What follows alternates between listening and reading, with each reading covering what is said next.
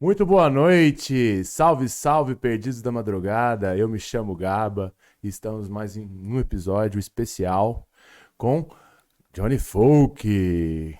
É Johnny Folk ou foda-se hoje? Ué, vamos Não, ver é se é folk, é for... folk, é folk, é Ah, folk. vamos ver, Vai vamos ser ver, folk, vamos vamos ver. ver. Vamos falar do nosso patrocinador hoje aí, The Bull Pub, Ah, lá na Granja Viana. sim, Um pub maravilhoso, com várias cervejas, comida na brasa e muita música boa. sim, eu fiquei sabendo que tem um cara que toca lá que se chama Johnny Foda-se. Perdão. Johnny Folk, é ele mesmo. É legal, ele toca um Elvis ali que a galera pira, É, hein? a galera curte Vozeirão, mais. vozeirão da porra, com todo respeito. Da hora. E hoje estamos aqui com o Marcos, colega meu aí da época de faculdade. Já treinei na sua academia também. E um cara que eu admiro pra caramba, hein? Ó. Que é das artes marciais. Isso aí. Muito obrigado pelo convite e prazer aí te ver novamente, meu amigo. Da hora, da hora. E aí, o que você tá fazendo no momento? No momento, eu tô aqui conversando com você. É a coisa mais importante do momento. Sim. Eu tenho uma academia há 30 anos, né, lá em Pinheiros, na Teodoro Sampaio. Era uma academia só de Karate Kyokushin, que foi meu início. Início, na verdade, foi no judô, né, em 78, né, mais de 40 anos aí. E Karate Kyokushin, que eu tenho 38 anos, montei essa academia em 91. E aí ela foi crescendo, né? A gente foi abrindo a cabeça, eu fui fazer o kickbox, comecei a dar aula de kickbox, fiz umas lutas no Japão, e aí fiz educação física, eu criei a marca CrossFight, que é um sistema de treinamento funcional com elementos de luta. Isso aí surgiu também, a gente estava conversando antes aqui, eu tinha uma equipe de MMA profissional, eu era o head coach, tinha professor, tinha um preparador físico, tinha professor de wrestling, de jiu-jitsu, eu dava a parte em pé e fazia a conexão entre as modalidades, né, para adaptação para o Legal. MMA. E de lá surgiu a ideia, falei, poxa, eu parei de trabalhar com o MMA, falei, cara, o que eu vou fazer com o conhecimento adquirido? Porque, meu, a galera tava indo muito bem nos eventos de MMA, tinha atleta invicto lá com 5 lutas, tudo nocaute, e a preparação física deles estava sendo um grande diferencial. Eu falei, pô, eu vou adaptar esse treino que a gente faz com esses atletas para o público geral que quer melhorar o condicionamento e não quer lutar. E aí eu registrei a marca CrossFight, né, IPI, comecei a desenvolver, aí a gente começou a dar curso, a gente já formou mais de 200 professores, inclusive você já fez nosso curso também, é um professor habilitado aí para trabalhar com CrossFight.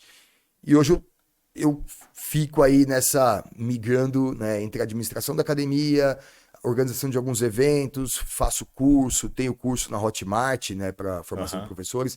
Estou terminando um curso agora de preparação física Legal. para atletas de esporte de combate. Dou aula karatê, kickbox e o CrossFight também, né? Então a gente fica aí sempre na área de atividade física, Legal, né, de arte show marcial. de bola, show de bola. E o curso, pra mim, eu achei maravilhoso, cara. Curti muito o curso. Legal, legal. Apesar de ser online, muito conteúdo bom. Não conteúdo só de luta, mas conteúdo também falando sobre o exercício, né? Sobre a fisiologia, tudo, né? Você colocou um pouquinho de tudo ali, né? O curso presencial, eu tinha um problema que, assim, o primeiro problema era a escassez de tempo. Tem que fazer num final de semana. Rápido, Então, né? são 16 horas, a gente não conseguia colocar muito conteúdo, porque o tempo era restrito e você tinha que montar a aula, ensinar o pessoal a montar a aula, tem um repertório. E aí o repertório de exercício ficou um pouco limitado. Sim. No curso, a gente conseguiu colocar mais de 200 exercícios diferentes, Era muito variações. bom mesmo. E eu acho importante ter essa base teórica também, falar um pouco de fisiologia, um pouco de princípios de treinamento, porque o nosso público desses cursos são profissionais e estudantes de educação física, esses daí vão aprender a parte de fisiologia, a parte de biomecânica. É um pouco superficial na faculdade, né? Lá é um pouco mais direcionado, Sim, é sim. bem mais Achei direcionado muito legal isso daí. à modalidade específica, ao sistema de treinamento. Mas tem os professores de artes marciais, os profissionais de artes marciais, que muitas vezes não têm a base da educação física, e aí o que a gente coloca, essa parte da fisiologia, essa parte de princípio de treinamento, bem específico, ele consegue ver aquilo no dia a dia dele, né, no trabalho dele como professor de artes marciais.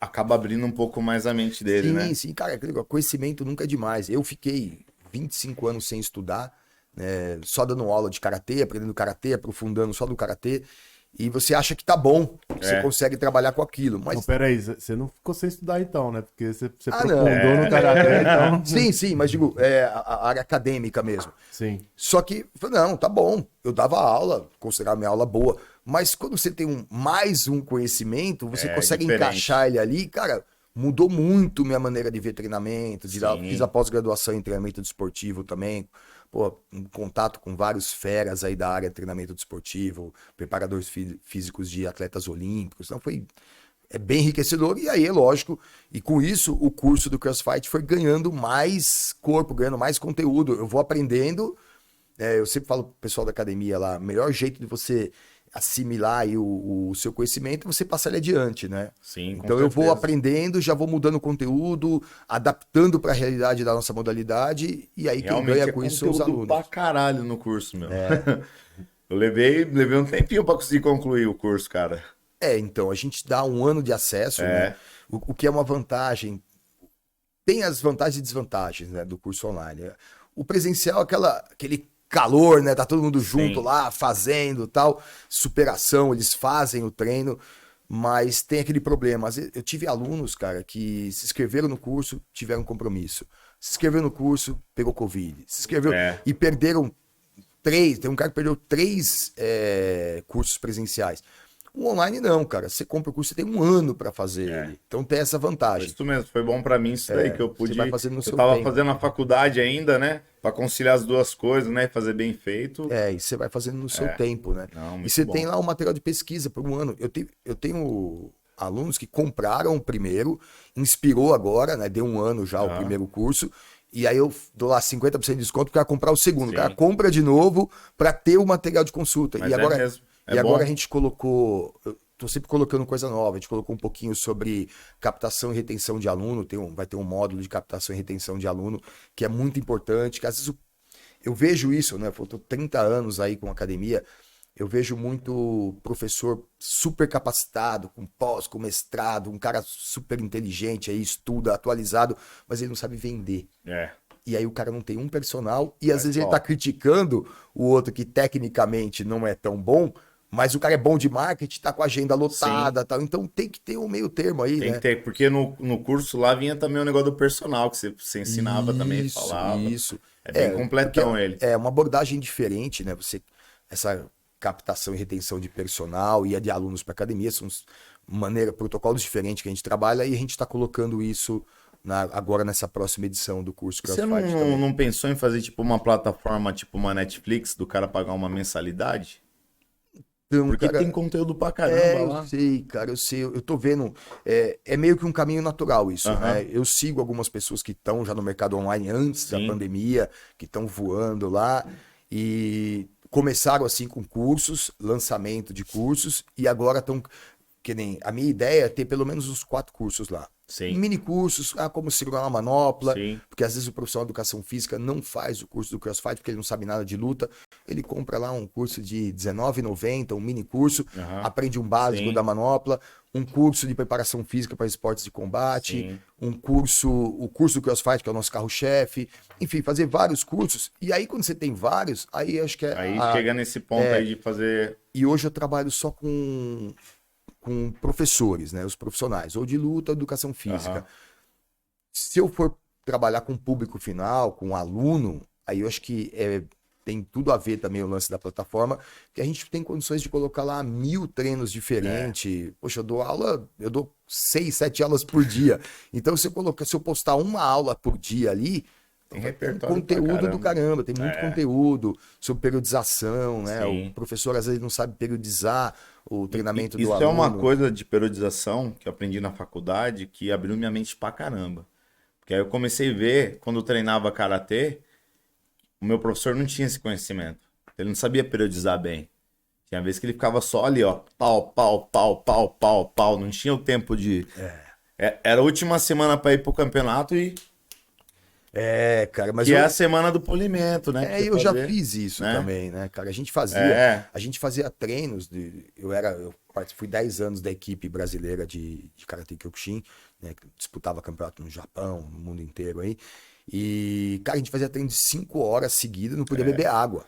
Pode crer, tinha essa pegada aí. Então, que legal, tudo bem. Hoje eu falo assim, não dá pra falar que tá errado, porque dava certo. Dava a gente certo. formou O Francisco e é a Filho, foi campeão essência, né, mundial. cara? É a essência do karatê. Então, o que eu falo, fisiologicamente falando, é uma loucura. Sim. Você tá desidratado, você tá acelerando um Fórmula 1 lá sem óleo. Né? Então, assim, não é legal. Mas do lado espiritual, lado de garra, de superação, cara, a gente era samurai ali.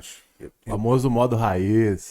Cara, teve campeonato que eu urinei sangue depois de tanta pancada que eu levei e eu chegava numa final, perdia por ponto, não era nocauteado. Sim. Hoje em dia você vê o cara ali na base da tudo na fisiologia, tantos gramas de creatina, isso, aquilo, periodizando direitinho, e o cara não tem o componente principal que é a garra, a superação. E o cara às vezes toma um golpezinho lá, doeu um pouquinho, não, cara. Isso aqui vai fazer mal pro meu organismo, né? E luta não tem dessa. Né? Eu acredito do no pain, no gain, né? Se você não quer... Não, então, você tem que chegar num patamar ali que acho que, tipo, acho que é uma forma de você, um crescimento seu interior. Isso, os seus limites, tem que chegar nos limites. Cara. Não, mas então, hoje eu consigo um meio termo. Eu tenho treinos que, fisiologicamente, eles são exagerados, muito intenso, mas é para fortalecer o espírito lá do aluno, do atleta. E eu tenho a periodização toda em treinos, né, respeitando a fisiologia, princípios de treinamento. Eu periodizo, que nem a gente vai ter campeonato agora. A última semana, como você falou, é um polimento, é manutenção. Quando é MMA, o cara tem que cortar peso, às vezes tem que cortar 6, 7 quilos na semana da luta. Você não pode arrebentar o cara no treino, o cara tá sem carboidrato, o cara tá... depletado aí, né? Então você cortou sódio, cortou carbo do cara. O potássio também, né? Que causa muito problema de parada cardíaca, às vezes, no atleta. Da cãibra, né? Essas câimbras, isso, imagina uma câimbra no coração. Né? Que é um músculo, né? A gente esquece. Então é isso. Mas, então eu consigo um meio termo aí, a gente tá tendo resultados bons e aumentando a longevidade dos atletas, porque o atleta antes, cara, com 30, 34 anos já tava... Você mesmo tem uma cirurgia, você me falou, né? Eu tenho 2 próteses de quadril, cara, que é decorrência desses treinos desgaste, aí, né? 5 horas sem beber água, e ali, ó, intensidade alta o tempo todo, não é legal, né? Então, por isso que eu fui estudar e entender o que a gente faz para não acontecer isso com ninguém, né? Hoje eu tenho atletas, eu não, né? A gente vai ter o Campeonato Brasileiro agora, tem um dos favoritos, eu acredito que ele seja campeão aí, vai ser campeão. O cara tem 40 anos. E o cara tá competindo em altíssimo rendimento. Vai disputar Mundial no Japão ainda contra os adultos, molecada de 25. Por quê? A gente tem lá o Alejandro Navarro, esse aqui é o brasileiro Diogo Silva.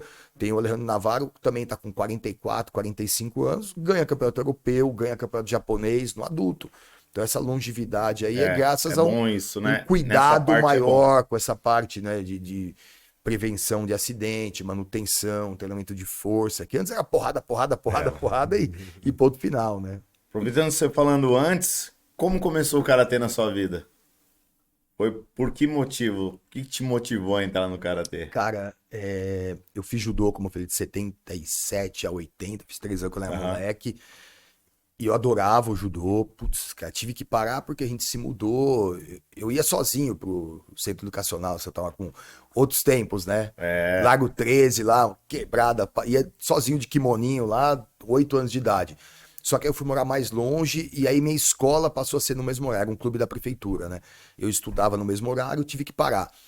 E aí dos 10 aos 13, cara, eu virei uma praga, né, meu? Na época eu não tinha diagnóstico de hiperatividade. Era meio assim, ó, alguma coisa com o demônio. Eu aprontava demais, cara. Eu aprontava muito, eu brigava todo dia. Meu, eu tinha um monte de cacuete. Meu, era...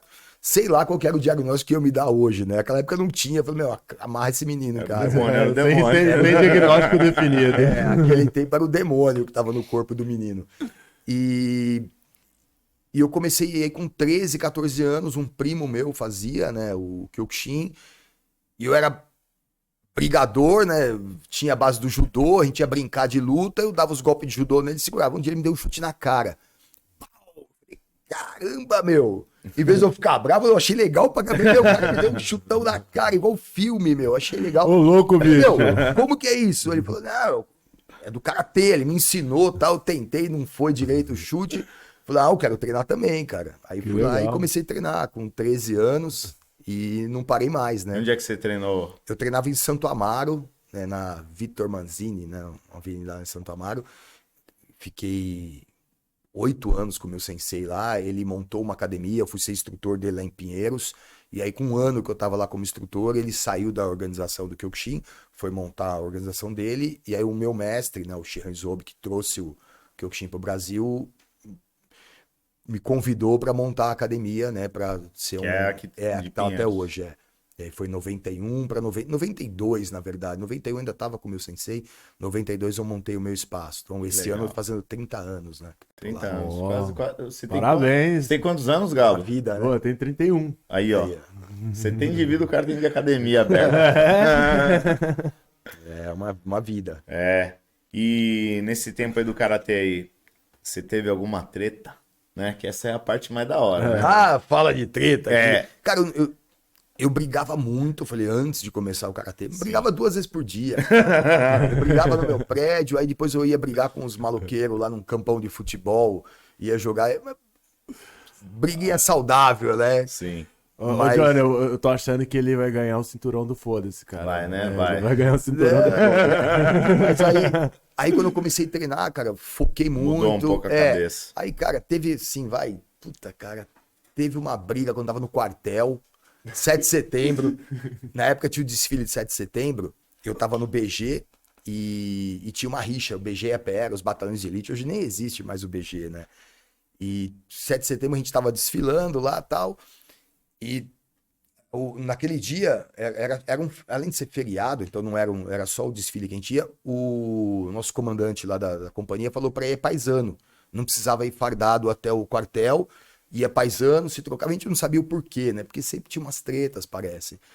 E a gente estava lá em forma, né? E o pessoal da pé passando, marchando pela gente e dando umas porradas na gente quando passava, batia. Um amigo meu foi lá, chutou o cara caiu, ele tropeçou. E aí os caras foram buscar a gente. O BG era no Parque Dom Pedro, né? Os caras foram lá no quartel do Parque Dom Pedro pra buscar a gente, pra, sei lá, dar porrada, não sei o que eles iam fazer. Só que a gente tava paisano, então eles não sabiam quem era quem. E aí, puta, começou uma briga no metrô. Aí eu dei umas porradas nos caras lá, porque eles não sabiam de onde vinha. Uma hora eu olhei, cara, os caras da pé estavam batendo num coitado que tava com cabelo curto lá. Acharam que era militar. Efeito onda, né? Efeito O onda. cara não Todo mundo sabia tava nem que apanhando. tava apanhando, cara. E aí foi engraçado que, os caras quebraram o metrô e tal. E aí o oficial da companhia lá pegou o vídeo do metrô, fita cassete na época lá, e começou a passar. Aí identificava um cara, apanhou, ficava num canto. Bateu, fica no outro. Aí quebrou alguma coisa, outro canto. E os caras que apanhavam ficaram tipo uma semana detidos, que batia, podia ir embora pra casa. Olha o incentivo, né? Porque tamanho era a rivalidade. Ó, você apareceu dando uma porrada no cara lá, o cara caído, falou, opa, você vem aqui. Mas era uma molecada, né, cara? E outra, tava lá, era uma briga, os caras batendo nos colegas, tava tudo no metrô lá, foi meio pra se defender. Era outra coisa, né? Antigamente era outra coisa. E né? a gente não foi buscar, né? A gente não foi buscar, eles que vieram atrás. Isso foi uma briga, mas foi só. E uma vez na Vila Madalena, uns amigos, aquele negócio, eu lutava, aí já era faixa preta, naquela época eu era marrom, que tava no exército. Faixa preta, fui viajar com os amigos, os caras querendo arrumar briga, cara. Porque eu tô com o cara que luta aqui, vou arrumar briga. Aí eu falei, cara, você vai apanhar sozinho. Eu sempre falei isso, cara. Aí essa aí saiu uma briga, mas aí eu só separei, tirei um, empurrei o outro e tal, e ficou por isso mesmo. Mas eu corro de briga, cara. E fui. Tentaram me assaltar também, tomei um tiro na mão, reagi, Caraca. dei porrada nos caras, um atirou no outro lá. Aí eu tinha acho que 17 anos. Não, sabe? conta Faixa isso daí, marrom. conta isso daí pra nós. Isso daí foi boa. Tiro na mão, meu. É, É cara. mesmo? Na verdade, ele segurou a bala, cara. É, Eu acredito. eu tentei Bruce Leroy. Não, eu tentei segurar a arma, cara. Foi assim, eu subi na moto, 17 anos naquela época, andava de moto, com 14 anos andava de moto naquela época, moto do meu pai. Eu tava na moto, um cara, pior que eu andava, todo mulambento, né, de agasalho, camiseta e tal, e os caras de camisa social, tal, arrumadinho, o cara sacou a arma e encostou a arma aqui. Aí eu vi uma arminha pequena, acho que era um 22, né? Na hora que ele encostou, desce da moto. Burro, né, cara? Em vez de descer da moto, E... depois reagir, ver... Não, eu tirei a arma aqui. Na hora que eu tirei a arma aqui, eu segurei o tambor, achando que não ia... Só que a arma é pequena, na hora que o cara puxou, ele puxou a arma, ficou aqui no cano, aqui, ó. O cara tirou, aí pegou no dedo.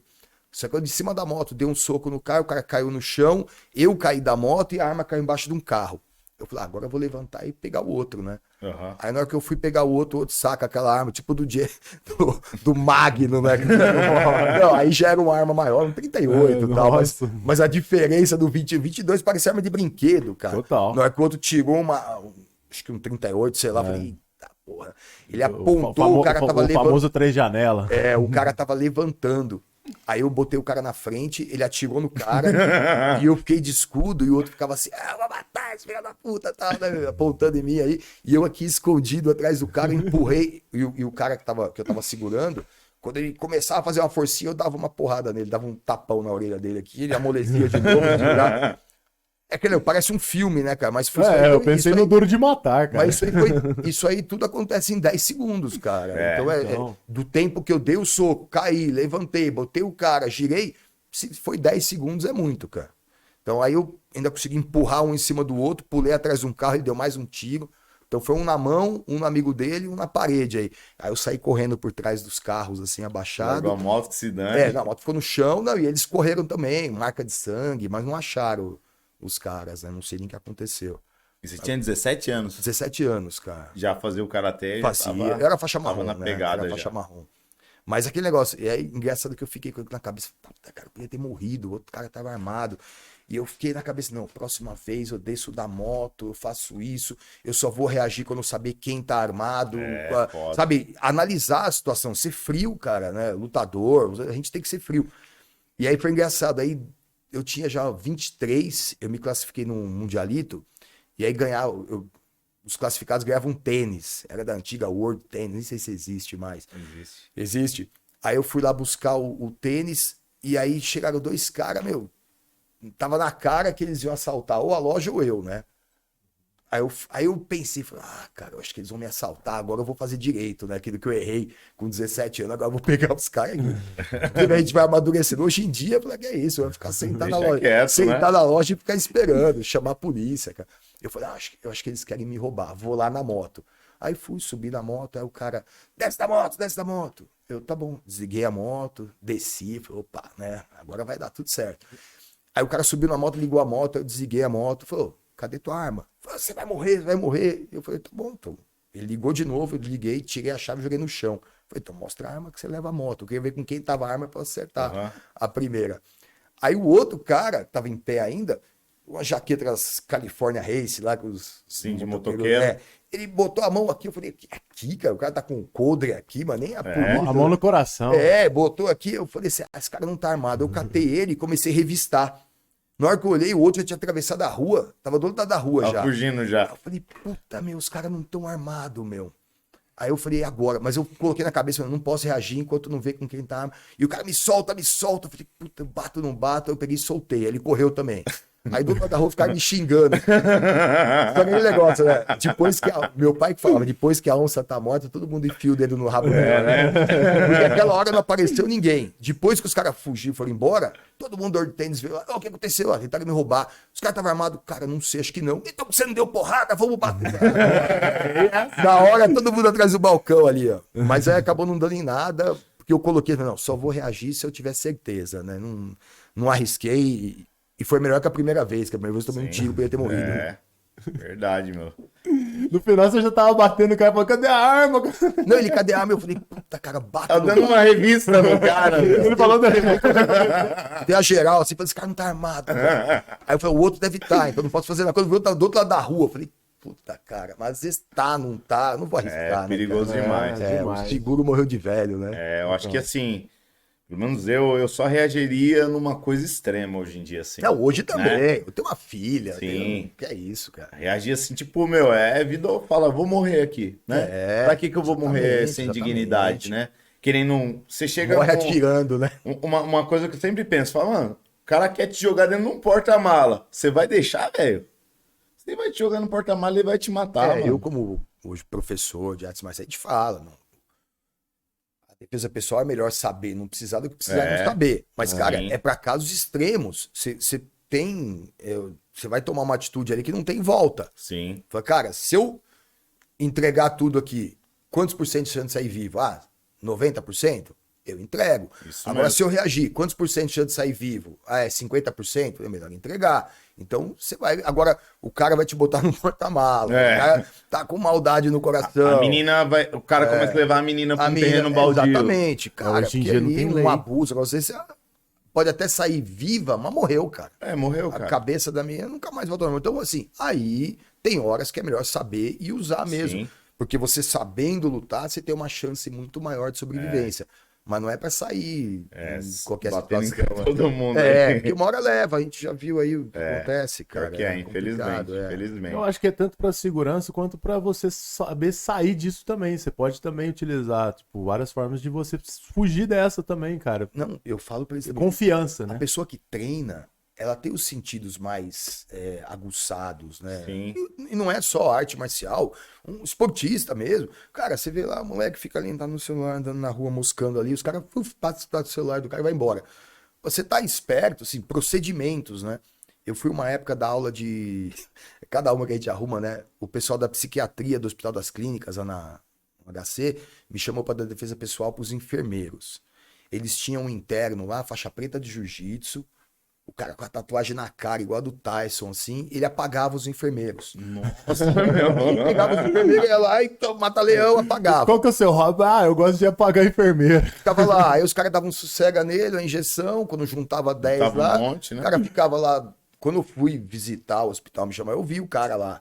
O cara tava amarrado e sedado lá. Aí não faz mal pra ninguém. Mas o que eu expliquei, eu falei assim pra diretora, né, da psiquiatria lá. Eu falei, olha, esse cara é treinado. Aquela perguntinha que fazem quando começa a treinar, em quanto tempo eu fico bom pra dar porrada? Você quer dar porrada em quem? No tiozinho bêbado ou no Anderson Silva? No Anderson Silva você vai ter que treinar muito, pra né, caramba, cara? né? Agora, depende de quem você quer dar porrada, cara. Na verdade, quanto mais você treina, no primeiro dia você sai melhor do que você começou. Cada dia você tá melhor. É. Então eu falei pro cara, ó, pra mulher, a diretora, falou, esse moleque, ele é treinado, é com faixa preta. Os enfermeiros aqui, tudo fora de forma, os tiozão lá, as meninas nunca fizeram atividade, não faziam atividade física. Puta, rotina de enfermeiro puxado e plantão, não sei o que, não tem tempo nem de se cuidar, quanto mais de se defender. Não né? vai ter milagre, né, cara? Então, o que eu passei pra eles eram procedimentos. Então, assim, ó, vocês não podem andar sozinho, tem que andar em dois.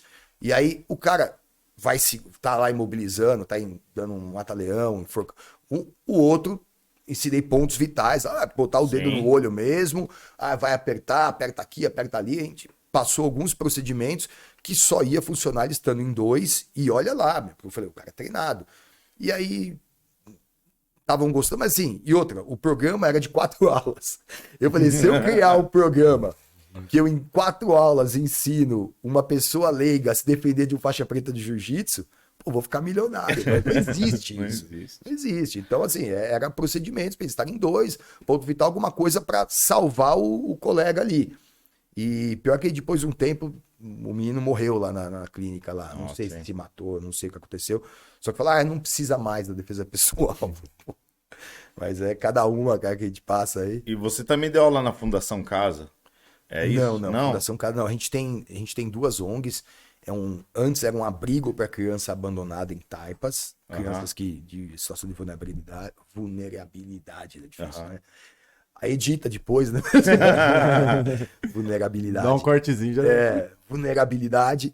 E tinha 70 crianças lá. De lá que saiu um garoto que eu treinei aí, que ficou 5 lutas invictos em MMA profissional. Saiu muito moleque bom de lá. Que isso, parabéns. E a gente tem uma ONG também. Eu dou aula, agora eu dei aula há 4 anos no Paraisópolis também. Eu moro no Morumbi, é perto. E a gente tem lá uma parceria no Sesc. No céu do Paraisópolis. Inclusive lá tem o projeto do Thiago Camilo. Trabalhei lá, meu. Salva vidas. No céu também? Então, a gente teve o Karatê lá. O Karatê ficou lá até a pandemia. Começou a pandemia, parou, e agora a gente tá retomando, né? Conversei lá com o Thiago Camilo, campeão de judô, ele tem um projeto lá dentro de judô, atende mais de 500 crianças, a gente vai usar o tatame deles Isso é muito e bom, vamos né? continuar. Cara, tira, aquele negócio, se você, não precisa formar campeão igual a gente formou da outra vez, mas se tirar um moleque da rua, cara, É, meu. vale a pena tudo, cara. Eu Um acho dia isso ainda vou contar a minha história completa aqui, mas eu fui um cara que foi salvo pelo karatê. Eu também, cara. Porque, mano, era pra eu ter sido um tranqueiro, assim. Aí quando eu conheci o karatê, me controlou, fiquei mais de boa. E outra coisa que também eu sempre falo, eu não tinha perspectiva de vida. Tipo, eu falava, mano, o que eu vou ser, né? Tinha largado a escola. Vivi o dia inteiro na rua. Fogo, né, Meu cara? pai era pedreiro. Falava, mano, você pedreiro ou bandido, mano? Né? Mas é isso. Aí quando eu comecei a fazer o karatê, eu falei, mano, se eu virar uma faixa preta disso daí, eu acho que eu posso ser um professor de karatê. E aí foi a hora que eu comecei a me centrar, fui pro esporte. Aí depois veio a música e mudou tudo. Mas o karatê salva vidas. Não, cara, salva. Karatê não, lutas em geral, Não, né? disciplina, cara. É. Disciplina.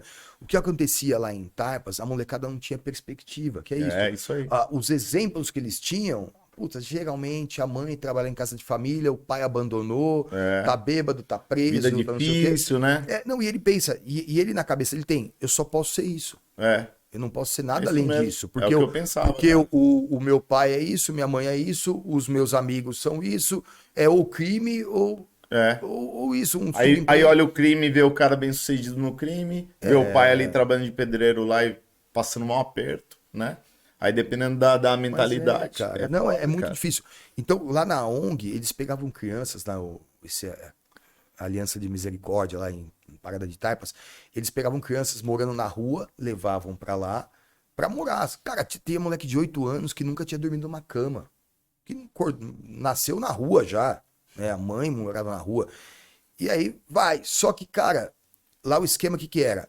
Eles acordavam, tomava café, ia pra escola, voltava, rezava, limpava a casa, dormia. Então, na rua tem adrenalina. Por mais que também é muito ruim, é difícil, é sofrido, eles têm independência, faz o que quer, na hora que quer, né? Sim, Se vira. é livre, né? Usa droga pra caramba. Moleque com 11 anos, 10 anos, já experimentando todo tipo de droga. Não tem uma vida longa, né, cara? É muito triste isso. E eles começaram com o treino, meio que aprender a lutar. E começaram a ir pra campeonato, os moleques eram muito bons, cara. Os moleques ganhando o campeonato. E aí, os que se destacavam, ganhavam um troféu, puxavam os outros. Porra, cara, eu quero isso. Posso conseguir isso também, né? Em 1 ano e meio, mais ou menos, os moleques já estavam viajando de avião para disputar Campeonato Brasileiro Rio Grande do Sul, ir pra Bahia. Olha. Aí já tinha moleque com patrocínio para lutar MMA. Cara, eles serviam de espelho pros outros. Então, Conhecendo o Brasil, já viajando. Não, entrou no avião. O moleque Como é que não tinha cama, né? O moleque tinha entrado num camburão até agora. Só entrava em camburão. E o Pedro tá dando um avião para ir disputar um campeonato e orgulho. Pô, Acaba virando um herói. os moleques dão autógrafo, tira foto. Os moleques eram muito bons de luta. E eles passam a virar uma referência e abrem, né, um horizonte para os outros que estão vindo, cara. Eu lembro que a molecadinha falava, quero ser igual o William, quero ser igual o Jackson, quero ser igual... Que eram os moleques que se destacavam. Campeão brasileiro, campeão sul-americano, de karatê, no juvenil, os moleques estavam detonando. Isso é muito gratificante. E aí diminuiu, assim, muito o número de crianças que fugiam da ONG. Porque, lá não é um presídio, né? Não é a Fundação Casa da Vida. Eles estão lá porque querem. E aí eles ficavam entediados e iam embora. Com o treino, diminuiu, cara, quase zerou o número de crianças que fugiam lá da rua. Que voltavam pra rua, porque lá eles tinham uma perspectiva agora, mudou a história. Eu quero ser campeão. Isso é muito bom, isso cara, é muito bom. Ainda tem lá, é que hoje as crianças não moram mais lá. Lá virou tipo um céu, virou um clube da prefeitura, onde eles fazem o Karate Kyokushin lá, né? O professor Ricardo Leckner, que é da minha academia, dá aula para eles lá já há 10 anos. O projeto já tem mais de 10 anos. Legal. Então é bem bacana lá. Só que não é mais igual antes que eles moravam lá, mas funciona. Mas ajuda. Cara, disciplina. O meu também, o meu foi em ONG que eu comecei a fazer karatê, depois fui pro estádio municipal da cidade. Foi o que mudou minha vida, cara. É porque você se espelha no seu professor, né, cara? A minha referência de homem, assim, de pá, assim, era o meu professor. Eu falava, mano, quero ser igual a ele, meu. Exato. Então, o meu também foi uma referência para mim, e é por isso que a gente, como professor, tem que ter muito cuidado com o que a gente faz, né? Tem. Com os exemplos que a gente dá. Tem. Porque o Total. pessoal segue mesmo, cara. Espelha, né? Se espelha mesmo. Se fizer besteira, você tá levando o cara pro É. buraco também, né, cara? Hoje em dia o problema da criança, né? É a adolescência. A adolescência eles começam a questionar mais. E quando eles conhecem, por exemplo, um professor, uma pessoa que se vê como um herói, nossa, cara, você acabou de ter uma pessoa que vai ser devota a tudo. E que a partir da hora que ele vê que você saiu da curva, ele vai te questionar também. Esse Não é o era problema. esse o certo? Então, imagina, eu tô lá há 30 anos. Então, eu dei aula pra... Eu comecei novo, eu tenho 50 vou fazer 52 agora. Não, nem parece jovem. Parece, mano. Então, eu abri a academia com 21.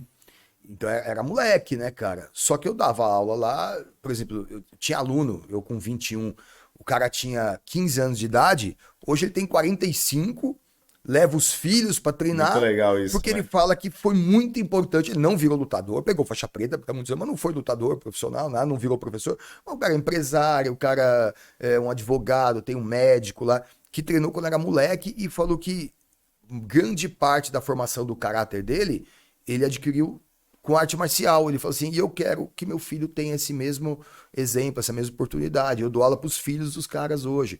Então eu acho que é a única vantagem de ficar velho, viu?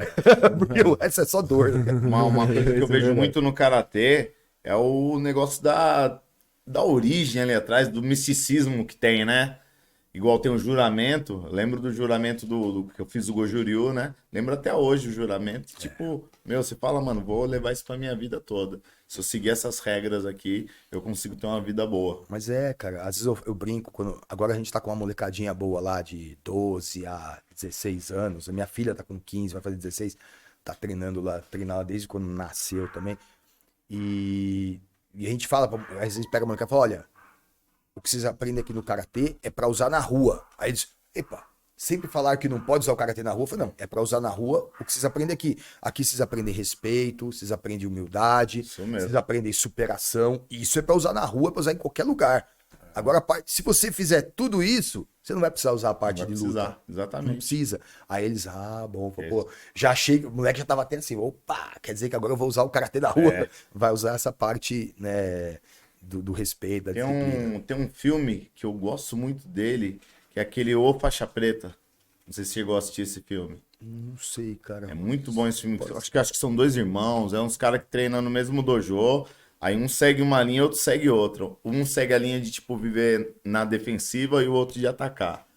Aí no final os dois lutam lá. É muito... Depois eu te Legal, mandar, depois eu te manda mandar pra isso mim, daí. cara. Muito bom esse filme. Falar em karatê agora com esse Cobra Kai também, cara. Deu um up, né? Nossa. Porque eu tenho academia já faz tempo, eu falei, e tipo, passava Karate Kid, encher de moleque lá, meu, pra fazer o golpe do Daniel San lá. Golpe da garça. Dava até raiva, cara. Pô, tá, esse negócio não funciona, cara. Mas aí hoje, cara. Não, e hoje é legal porque, meu, vai assim, vão os pais, os caras de 45, 50 anos que assistiam quando era moleque, e levam os filhos que estão assistindo o Cobra Kai, cara. E é engraçado, porque o moleque chega lá e fala assim, pô, eu quero ser igual o Miguel, eu quero ser igual não sei o quê. Da hora. Aí eu falei, cara, você vai ser muito melhor, cara, porque eu sou melhor que os dois professores que tem lá. Falei, porra, um treinou lá, depois virou vendedor de carro, ficou sem treinar um tempão. O outro enchia a cara, trampava com outras coisas, nada a ver, não treinava, e os caras dão aula e formam os moleque bom. Falei, porra, cara, eu treino 38 anos, eu fiz educação física, fiz treinamento desportivo, fui técnico de equipe nos Estados Unidos. Falei, pô, eu sou melhor que esses caras aí, cara. O meu café da manhã é os dois, né? Você tem que falar assim. Eu falei, cara, pode chamar os dois pra lutar, da minha idade mesmo, os dois lá, ó. Eu luto com os dois e falei, vocês vão ficar muito melhor que esses moleques treinando comigo. É que é a realidade, né? E Filme o é Japão? filme. Conta um pouco aí do Japão pra gente. Cara, muito bacana, foi uma experiência. Todo lutador aqui tem o sonho de lutar no Japão, né? E antes de você passar esse sonho, você tem os desafios aqui, né? Você tem que se classificar. Né? O Kyokushin, assim, é uma das poucas modalidades que o atleta para lutar no Mundial lá, ele vai com passagem, hospedagem, tudo pago. porque a grande maioria, até esporte olímpico, o Comitê Olímpico do país tem que pagar, custear. Meu, tem atleta fazendo rifa, vendendo o carro para poder pagar, para participar do Olimpíada. O Kyokushin tem essa vantagem, a gente ia lá, tudo pago. Só que você tem que se classificar no brasileiro e no sul-americano. Aí antes de ir para lá, eu me classifiquei no brasileiro, aí o sul-americano foi o primeiro mundial que existiu do Kyokushin com categoria de peso, porque antes era só aberto. Eu tinha 70 quilos, eu pegava os caras de 100. Era muito difícil. E aí esse era por categoria de peso. Aí a seletiva foi na Bolívia, 3.000 metros de altitude, lá 2.900 metros de altitude. Só ia o primeiro e o segundo lugar. Aí eu até tava... Ontem a gente recebeu visita do meu técnico da época, foi na minha academia lá e ele tava contando para meus alunos sobre isso aí, né? Por causa da altitude, um dia antes, cara, eu comecei a vomitar e deu diarreia, comecei a passar mal. Falei, puta, como é que eu luto amanhã? Eu passei a noite no banheiro fazendo promessa. E lá, assim, a gente ia almoçar, era assim, 10, 15 moleque pedindo pra você pagar um almoço. Era muita pobreza, lá em Sucre. Né? Isso foi em 97. Eu falei, cara, se eu for campeão aqui, que era o sonho de ir pro Japão, né? Se eu for campeão, eu vou pagar almoço pra todo mundo. E na época o dólar tava R$1, né? 97. Por aí, cara. Era praticamente R$1. Um almoço lá era tipo R$2, R$1,50. Eu tava na Pindaíba, mas lá eu era rico, né? Na Bolívia, com R$1,50, você pagava um almoço lá. Falei, cara, se eu for campeão, eu vou pagar um almoço pra todo mundo. E aí eu consegui ser campeão, né? Nocauteei lá boliviano, ganhei de 2 bolivianos, fiz um brasileiro, final com um brasileiro, fui campeão. E aí depois eu chamei lá, juntou uns 50 moleque, cara, pra comer lá. Que legal, meu. Foi bem legal. E aí fui pro Japão, primeira vez. Eu falei, cara, eu tô pisando lá, primeira vez. Só que na época o Brasil era um dos favoritos, porque a gente tinha lá o Francisco Filho e o Glauber, que eram... São as lendas, né? Eles estavam se tornando lendas. Eles eram o favorito para esse Mundial do peso pesado.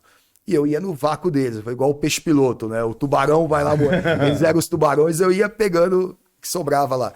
E eu achei engraçado que foi, pô, a primeira vez que tô chegando, aí eu vi o Nicolas, que era um atleta já de nome, era um dos favoritos também do peso pesado. Ele me viu, eu nunca tinha ido pra lá. Ele, ô Marcos! Eu falei, cara, como é que esse cara me conhece? Eu ia lá, pedi um autógrafo pro cara, tudo bom? Como é que você tá? Cadê o Chico? Cadê os... Eu, caramba, como é que esse cara me conhece? Porque os campeonatos que a gente lutava aqui, passava lá. Às vezes vinha emissora japonesa aqui, ou às vezes ia flashes, o nosso mestre que mandava fotos, saía em revista lá. Então, a gente era, sem nunca ter ido pro Japão, a gente era mais conhecido lá que aqui. E eu, assim, pequeno, né? Muito pouco conhecido. O Francisco, a gente ia do hotel pra academia andando, um percurso de 15 minutos, demorava 1 hora. O pessoal para na rua pra tirar foto com os caras, fazia comercial, propaganda legal, aparecia nos PlayStation. Meu, celebridade lá. E a gente pegava lá de peixe piloto lá, mordia um pouquinho também, cara. Então era muito legal, cara. Você chegava, acabava o campeonato, a gente ia comemorar, chegava lá na porta de um bar, de uma balada, o segurança já conhecia, cara, você lutou hoje lá, não sei o quê, entra aí. Falei, pô, você tinha lá um minuto de fama, cara, era bem legal. E uma cultura, né, que valoriza muito os lutadores lá, é bem bacana. E teve os Estados Unidos também, que você foi também, né? Eu lutei lá em 96, fui vice-campeão.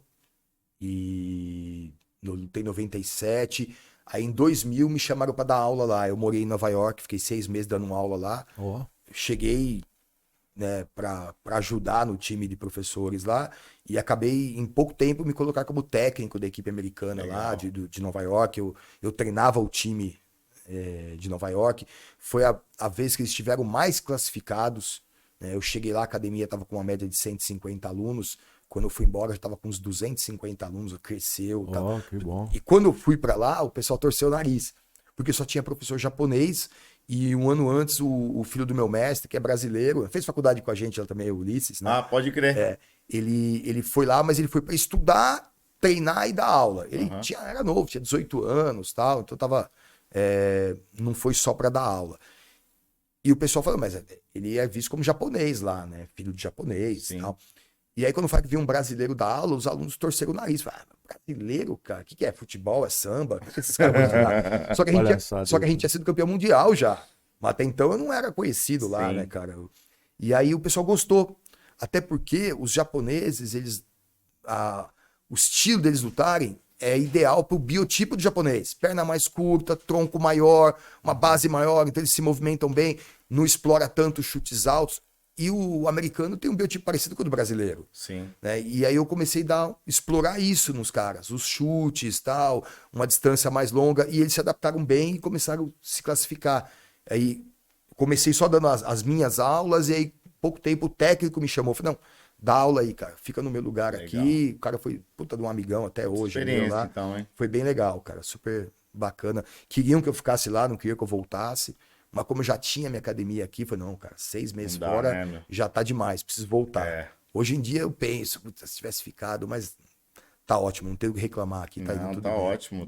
Foi uma experiência legal e eu sou muito realizado com as coisas que eu conquistei aqui no Com Brasil certeza, com certeza. Os projetos sociais que você participou aí, isso aí não tem preço, né, cara? também. É uma coisa que me motiva também, a Isso gente aí fala, não tem não, preço, né? você vê que tá no caminho certo, né? Quando chega um moleque e fala que você salvou a vida dele, que ele tava numa situação difícil. Sim. Então isso aí tem realmente não preço. tem preço. Não tem preço isso. E você competiu em alguma outra luta? Kickbox. No kickbox? Fiz 3 lutas profissionais no Japão de kickbox. Foi isso que eu tinha visto. Era o kickbox. Kickbox. O Kyokushin montou um evento lá. O apelido Francisco Filho virou o maior nome do. Eu até achei que era o K1 que você tinha lutado. Não. O pessoal às vezes confunde porque era o auge do K1. Aham. O Francisco Filho era um dos principais lutadores do K1, o maior representante do Kyokushin no K1. E o apelido dele no Japão era Ichigeki. Né? Ichigeki, Ichi de 1, né? Ichi 1 e o Geki golpe. É um golpe único que nocauteia. Aham. Porque as 3 primeiras lutas dele, tava lá lutando, ele acertava um golpe, o cara caía. Não precisava dar uma sequência, um golpe e o cara caía. Aí começaram a chamar ele de Ichigeki. E aí depois o Japão criou um evento com o apelido dele, chama Ichigeki. E aí eu participei dos 3 primeiros campeonatos chamados Ichigeki lá, que era um campeonato de kickbox, que tinha luta de Karate Kyokushin, e era meio que um desafio. O pessoal do Muay Thai, do Japão, o pessoal do kickbox e outras organizações, lutando com o pessoal do Kyokushin. E foi legal, aprendi bastante. E, inclusive, depois que eu parei de competir, eu falei, cara, o que eu vou fazer com esse conhecimento? Porque você não pode jogar no lixo, cara. Foram 3, 4 anos treinando em altíssimo rendimento lá para disputar essas lutas, aprendendo técnica de kickbox. Falei, cara, o que eu vou fazer com isso? E aí eu comecei a organizar um sistema para ensinar a técnica do kickbox, seguindo a filosofia, a parte didática, pedagógica do Kyokushin, que eu achava muito boa. Legal. E é o que eu sabia fazer. Sim. E aí eu batizei de Ichigeki, que era o nome lá, e aí eu cheguei pro Francisco, falei, cara, tô começando a dar aula de kickbox, fazendo isso. Ele gostou, mas ele tava competindo na época, no K1 ele não tinha muito tempo pra se dedicar. Ele falou, não, cara, muito legal, vamos fazer. E aí hoje ele que é o presidente, a gente começou lá na minha academia esse projetinho, hoje tem acho que 8 academias na Rússia, tem na Bulgária, tem na Romênia, tem vários países da América do Sul, cara, cresceu muito. Eu não sou mais o presidente, eu sou só um membro, um professor, mas eu tenho orgulho de ter plantado a sementinha ali, né? E assim, por isso que é meu amigo, não tinha ninguém melhor que ele para tocar o negócio, que eu falei, se eu pego para mim, eu vou ser o presidente do negócio pequeno. Porque eu não tinha a expressão que ele tinha mundialmente. Eu prefiro ser um membro do negócio grande que ser o chefe do negócio pequeno. E aí eu falei com ele e ele assumiu e expandiu. Hoje ele tá no Chile agora, ele dá seminário em tudo quanto é lugar, viaja o mundo inteiro dando seminários aí. Cresceu bastante e eu tenho orgulho de ter feito parte disso, né? Total. E esse negócio das 100 lutas aí, como é que funciona isso daí? Você chegou a fazer ou... Não, a gente fazia como treino. Depois daquele treino de 100 5 lutas, horas, cara, 100 lutas. a gente fazia assim, a gente treinava 5 horas direto sem beber água, que era da 1 às 6. Nossa. Aí tomava um gole d'água, fazia a aula das 6 às 7h30 e depois às 8 da noite fazia 50 lutas, 50 rounds. Isso era toda semana. Cara, era exaustivo. Condicionamento físico que você tava voando, né? Então, cara, mas é o que eu falo, você tem um volume muito grande de treino, mas aí você não consegue impor a intensidade, a potência que é exigido numa luta, que são 7 minutos. 3, 2, 2, 3 rounds. Então, hoje eu trabalho diferente com os atletas. Um volume menor, com uma intensidade maior, uma potência maior aí. Mas enfim, eu falei, não dá pra falar que tá errado, porque o cara foi campeão mundial. A gente formou 2 campeões mundiais, o Francisco e o Everton. Então não dá pra dizer que tava errado. Mas... Eu até perdi o que eu tava falando dos campeões. 100 lutas, então, aí as 100 lutas era um teste que eles faziam no Japão com os favoritos do Campeonato Mundial. Então o Francisco Filho era um dos favoritos para o Mundial. Aí ele foi lá e lutou contra 100 adversários. 1 minuto e meio com cada um, só faixa marrom e preta. E ele foi... Já tiveram aí uns 10, sei lá, que fizeram o teste das 100 lutas. Ele foi o único que não foi hospitalizado. Todos foram hospitalizados. No dia que ele fez, eu acho que foi o Yamaki que fez também, junto com ele, foi hospitalizado, precisou fazer hemodiálise. Eu falei, eu num campeonato, você faz lá 6, 7 lutas, urinava sangue, imagina um cara fazendo 100 lutas, aquele Nossa. monte de É, e o hematoma. que eu Tem que ter um contato- autocontrole e pancada conhecer o o tempo corpo inteiro, também de uma maneira também, Então né? o cara foi internado, hemodiálise e tal, o rim dá uma sofrida ali, é muita pancada. E o Francisco no dia seguinte foi pra Disney. Foi engraçado. E eu brinco com ele, que às vezes eu lembro mais. Ele conhece o Chuck Norris, que eu acho que já conversaram. E é engraçado depois aí. que eu lembro das histórias dele melhor que ele, às vezes, né? Eu falei, ainda bem que eu não tomei tanta pancada na cabeça. Porque agora é capaz de ele esquecer dessa história. Ele foi pra Disney e os caras olharam e falaram, nossa, você parece o Francisco Filho. Eu falei, sou eu. Eu falei, não, o Francisco fez 100 lutas ontem, deve estar no hospital. Eu falei, não, sou eu. Não, mas como que você não tá machucado? Ah, tá doendo o joelho aqui, ó. Uma dorzinha. Ah, o cara é um mutante. Ah, só o joelho, só o mindinho, né? No mindinho do pé tá doendo. Eu competi menos que ele, né? Ele continuou, eu parei de competir por causa da artrose no quadril. Ele competiu mais uns 4, 5 anos de altíssimo rendimento. E o cara não tem lesão, cara. Ele agora, com 50 anos, tá treinando correr maratona. O cara corre 42 Ele tá com quilômetros. quantos anos? 51. É. Ele tem a mesma idade que Tem eu, idade né? que Vou fazer você. 52 Isso é agora. quando você junta o fenótipo com o genótipo, né? O cara já deve Exatamente, ter um fenótipo. genético- É. Que a gente fala, você pegar o talento e a determinação, a consistência no treinamento, só o talento não ganha um cara que tem determinação, que é consistente. Mas quando você pega o cara que tem o talento, né, tem o genótipo e o fenótipo, o cara é determinado, ele tem. Aí é o cara que você vê aí, sei lá, esses campeões aí que a gente vê, que aparece 1 em 1 milhão aí, cara. Então junta os dois. Lenda. Ele é uma mistura dos dois, cara. Fisiologicamente, geneticamente, o cara é monstro. Nasceu pra isso. Né? É um monstro. E o cara foi determinado. Não vai falar, não era. Ele ganhava só porque era grande. Não, porque cara grande tinha um monte ali. Ganhou porque ele era um cara grande e um cara espiritualmente, né, forte também. Mentalidade forte, né? Tanto que, por exemplo, ele no Mundial de 95, ele ficou em terceiro. Ele tinha tudo para ser campeão. Ele foi com status de favorito.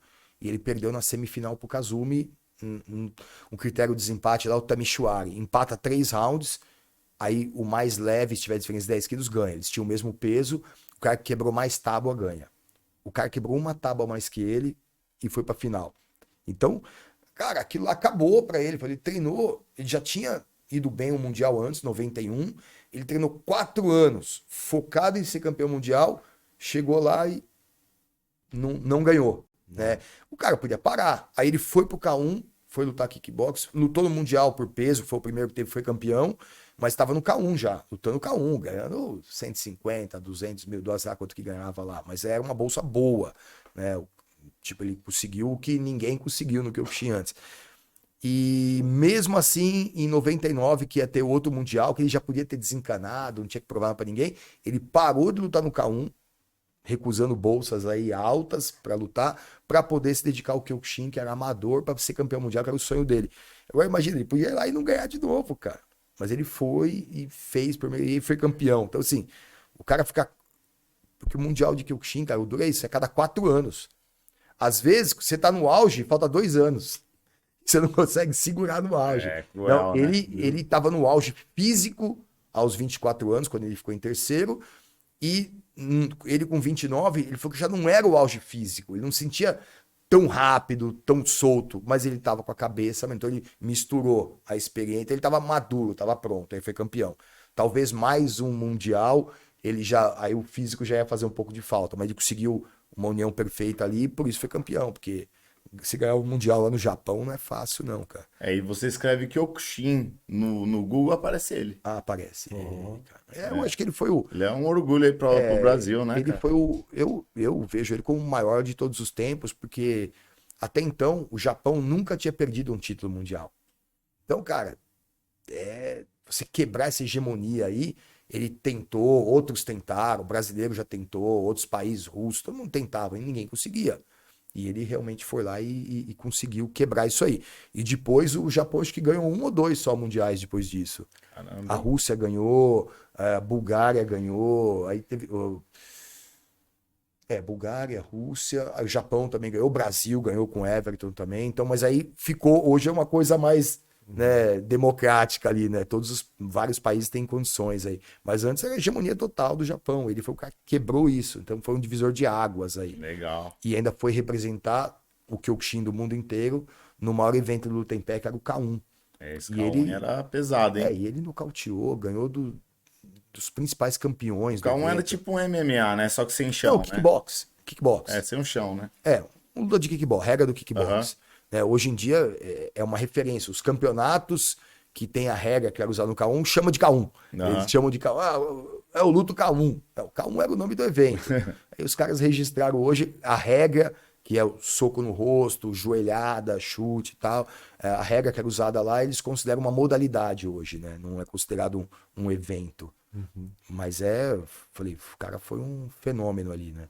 E trouxe outros, né? Trouxe outros, né? Inspirou muitos outros, Atrás veio o Glauber Feitosa, que é outro. Eu acho que foi um dos maiores nocauteadores do K1 com chute. Né? O cara que mais deu nocaute no K1 com chute na cabeça foi o Glauber. Chute Caramba. fantástico, cara. E toda vez que eu vejo o nocaute É dele. foda, cara. Toda vez que eu Chute. vejo o nocaute dele, eu acendo uma velinha pro meu santo, porque eu lutei 5 vezes com ele, né? E eu não fui nocauteado. O cara tem 1,93, 100 e Nossa. poucos quilos.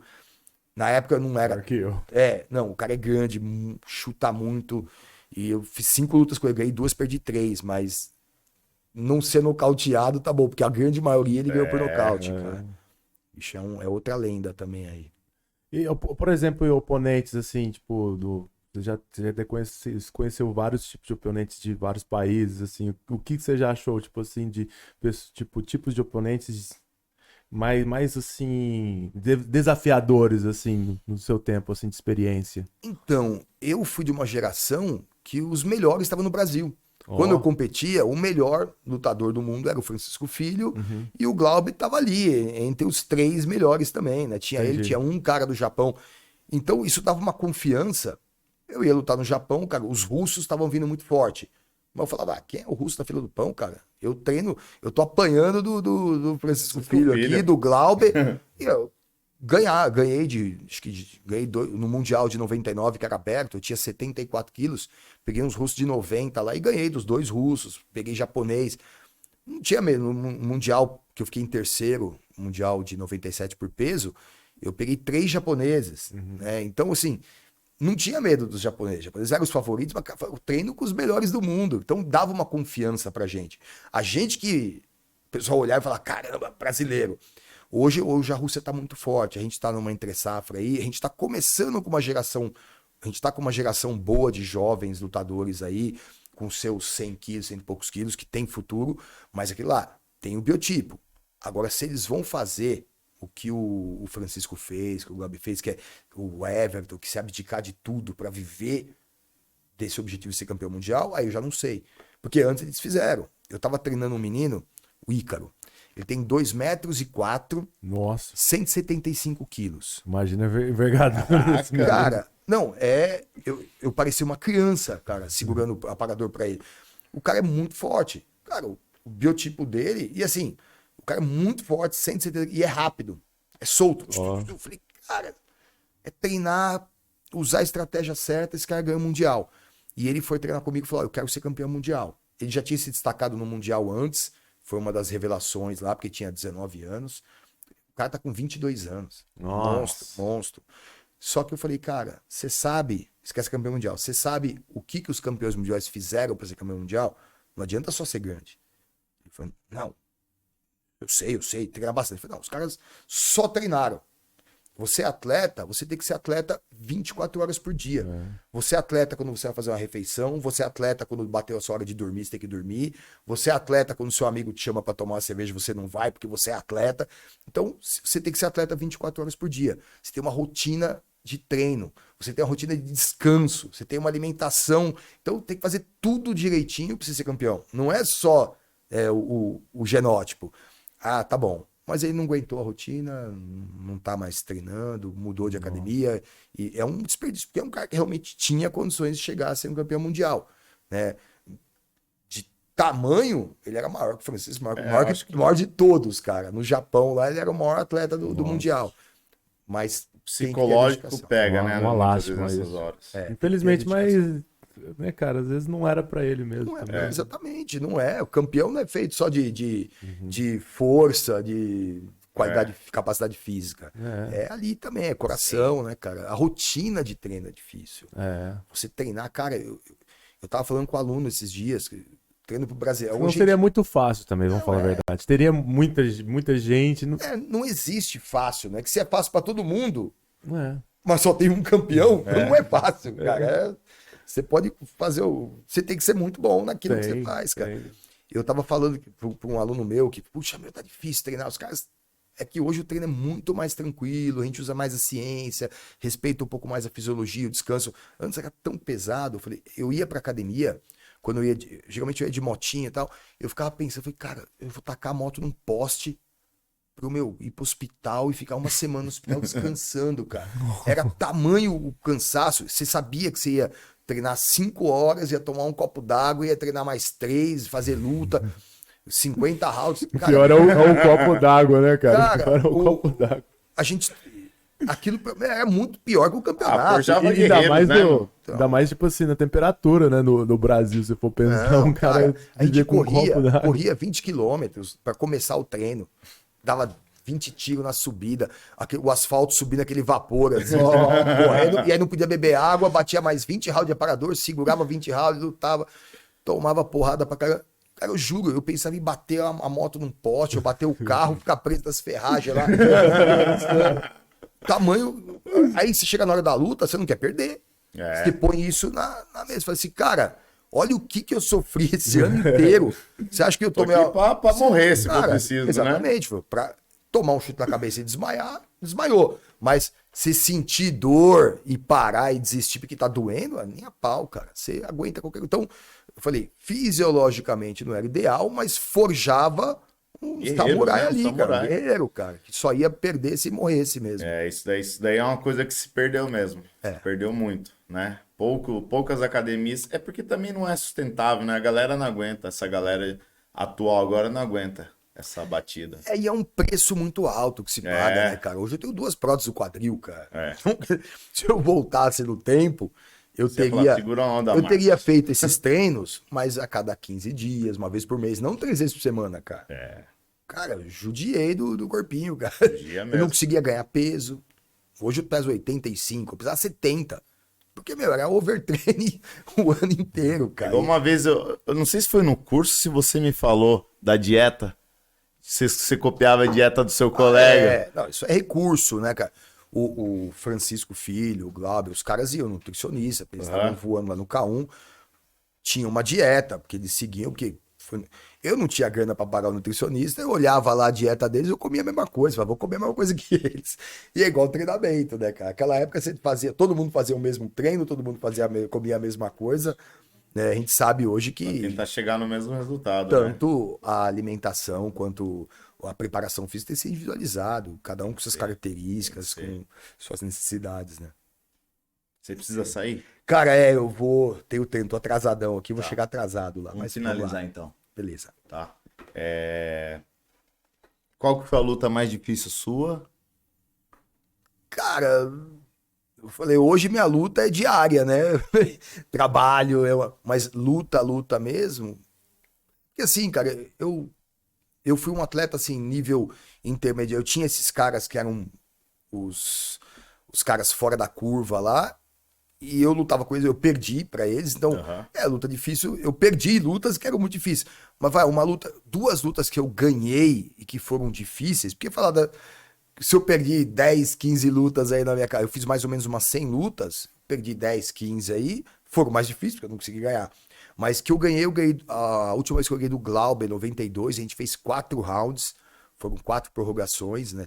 Um round mais 3 prorrogações, eu ganhei dele no último round, foi uma luta muito difícil, eu trinquei, no primeiro round eu trinquei a costela, e foi assim, eu tomei um chute na costela, não veio ar.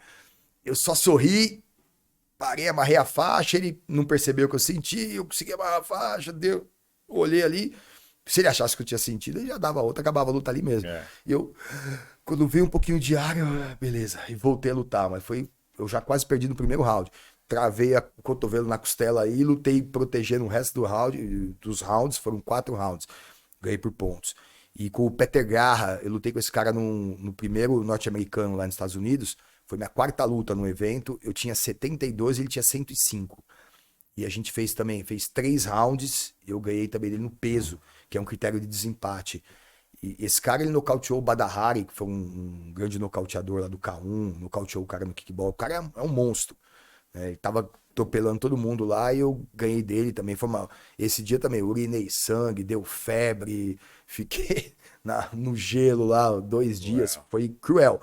Mas das que eu ganhei, essas 2 foram as mais difíceis. Algum momento você pensou em desistir do karatê? Não, cara. Impressionante, né? A gente pensa e tal. Não, o que eu tive assim vou continuar competindo, não vou competir, vou treinar outras modalidades também para aprender mais um pouco, abrir a cabeça, mas nunca pensei em desistir, até porque eu abri a academia muito cedo e eu sempre amei o que eu fazia, né? Então, o principal segredo de eu ter academia há tantos anos é fazer por amor, porque eu tive fases lá que não dava dinheiro, e aí eu fui morar na academia, mas sempre foi... Sua vida. Foi por amor mesmo, então eu nunca pensei em desistir, cara. Legal. Salvou minha vida, cara, eu não posso largar uma coisa que salvou minha vida, muito bom, muito bom. Projetos futuros?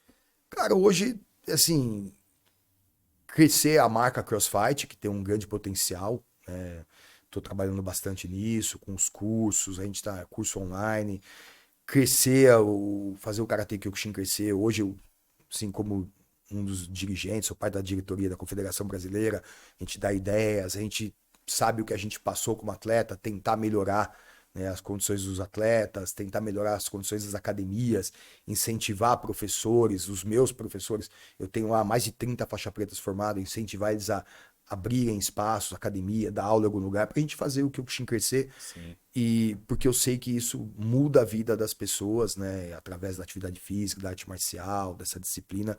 Então a gente vai estar fazendo um bem aí para todo mundo. Tá bom. Dá uma explicação rapidinha do que é o CrossFight, do que é o Kyokushin e onde a gente acha. Opa, vamos lá. Aqui, ó. Então, como eu falei, o CrossFight começou da preparação física que a gente dava para os atletas de MMA, kickbox e karatê.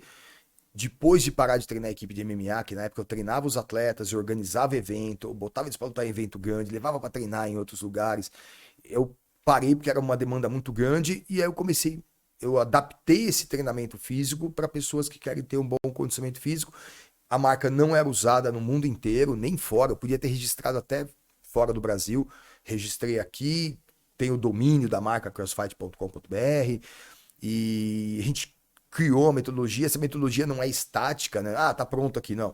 Como eu falei, eu tô sempre estudando, a gente está sempre colocando conteúdo novo, vendo tendências novas, acrescentando aí. Já formamos mais de 200 profissionais, né, professores de educação física ou professores de luta que usam a marca CrossFight, que alguns compram a licença da marca para colocar nas academias, tá? Que são 2 coisas distintas, né? A pessoa que faz o curso do CrossFight, o profissional de educação física, ele está habilitado a dar aula de personal, usando a marca, usa a camiseta, usa a metodologia. Os professores de artes marciais, eles pegam toda essa metodologia, todo o know-how e conseguem adaptar para as aulas de luta, para melhorar o preparo dos atletas. Você tem um repertório muito grande de exercícios, que foi o que eu fiz a vida inteira lá com os meus alunos. Sim. A gente foi aumentando, estudando, então eles usam isso, melhoram a condição, né, dos seus alunos, dos atletas.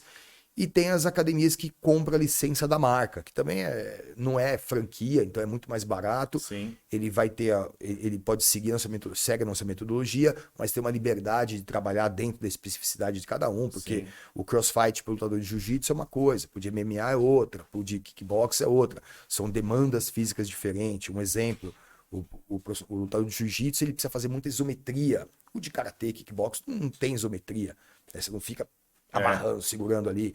Tem uma predominância grande de força máxima, o lutador de jiu-jitsu, MMA, o karatê e o kickbox é mais velocidade, mais potência. Então, a gente passa essa base fisiológica, essa base de princípio de treinamento, para o professor ter condições de adaptar a aula para o seu público. Se é lutador, se é público geral. Então ele dá toda uma base e está crescendo bastante, tem uma procura muito grande. Legal. Né? E o Kyokushin? Cara, o Kyokushin, assim, eu falei, eu não vejo nem... O CrossFit é um business, é uma coisa que tem uma perspectiva de crescimento muito grande. O Kyokushin eu nem penso isso, penso como filosofia de vida. É uma coisa que eu quero levar, eu quero fazer crescer, porque eu sei que eu posso ajudar as pessoas, né? Ajudar as pessoas através dessa arte marcial. Então não é... Se eu pudesse dar aula de graça de Kyokushin, só em ONG, eu faria, porque eu sei que eu ia estar ajudando até mais gente. Espero um dia poder, né, voltar a trabalhar aí em ONGs, né, como voluntário, ou se a gente tiver algum programa, alguma coisa da prefeitura, do governo aí, Sim. porque eu sei que muda de verdade a vida dessa molecada aí. Legal. E onde a gente acha aí a sua academia? A minha academia está em Pinheiros, na rua Teodoro Sampaio, número 2146. É sobre loja, a gente está lá nesse lugar, nesse espaço, a gente está lá desde 2004. Já está 2003, 2004, por aí, 26. Sempre foi ali em Pinheiros, né? Sempre foi. Desde 91 que eu tô dando aula em Pinheiros.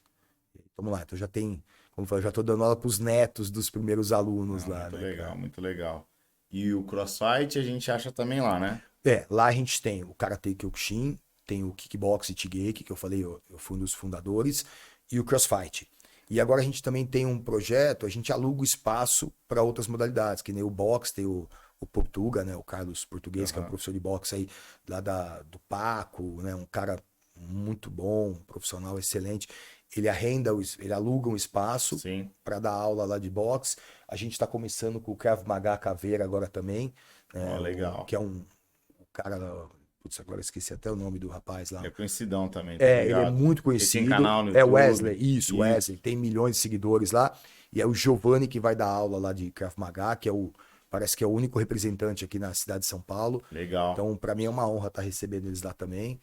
Mas as minhas modalidades é o Karate Kyokushin, Tigre Kickbox e o CrossFit. Você dá personal ainda também? Dou personal também, cara. Eu dou umas 5 aulas por dia de personal. Como tá o seu Instagram?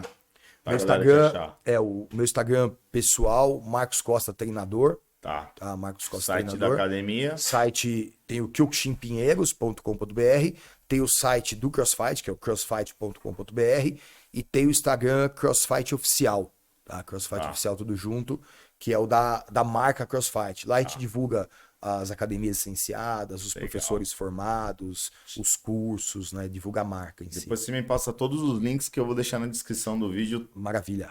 Os sites, também do curso, também, para quem quiser fazer o curso. Legal. A gente deixa no vídeo. Maravilha. E, mano, brigadão por ter aceito o convite aí. Foi satisfação total. Flui, né, cara? Flui, cara. Estamos aí mais de 1 hora conversando. É um prazer também falar sobre... Obrigadão mesmo por ter vindo aí, cara. Assunto. Valeu, obrigado. Você é uma pessoa que eu admiro muito, cara. Pô, você também, irmãozão, cara. Valeu, hein? Saudade de você. Agora vamos lá treinar de novo, Vamos. Aí, bora. Muito obrigado por você ter vindo. Você sabe que aqui a casa vai estar sempre aberta para você. Gostaria de estar agradecendo o pessoal do Estúdio Mirai por estar disponibilizando essa sala linda. O pessoal também... a gente tem que agradecer o pessoal também do Bulls, né? Do The Bull. Do The Bull Pub, que... cara, é uma casa que vocês têm que conhecer, sugiro. E quando precisar, na próxima tem mais. A gente vai ficar até madrugada aqui, tem muita coisa pra gente estar mostrando pra vocês, episódios sensacionais. Fala aí, Johnny, que tem coisa boa pra falar aí? Isso aí, cara. Hoje o Johnny Foda-se não apareceu, né? Com uma versão mais tranquila. Tranquilo. Isso aí. Vamos terminar aqui, ó. Os. Valeu, tamo junto, galera. Obrigado. Se inscreva no canal, curta e compartilhe com seus amigos. E tamo junto aí. Um forte abraço e fui.